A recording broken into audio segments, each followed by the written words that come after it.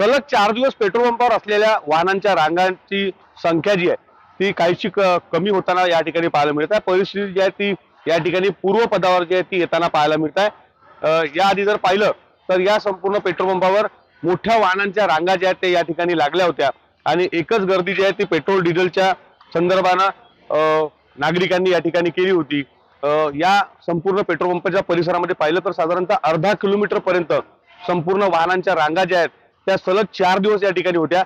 मात्र आता जर पाहिलं तर सध्या ही परिस्थिती जी आहे ते नियंत्रणात आल्याचं पाहायला मिळत आहे। तेल कंपन्यांकडनं पुरवठा जो आहे तो पेट्रोल पंप धारकांना डीलरकडनं जे आहे तो या ठिकाणी सुरळीत केला जातोय आणि त्यानंतर जर पाहिलं तर साठा जो आहे तो या ठिकाणी उपलब्ध झाल्यानंतर आता परिस्थिती जी आहे ती पूर्वपदावर येताना पाहायला मिळत आहे।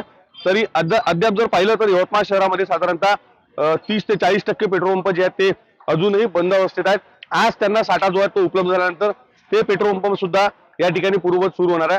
त्यामुळे शहरामध्ये ज्या पद्धतीनं अफवेनंतर नागरिकांनी गर्दी जी आहे ती पेट्रोल पंपावर केली होती ती गर्दी काहीशी कमी झाल्याचं पाहायला मिळत आहे। विवेक गावंडे, टीव्ही9 मराठी, यवतमाळ।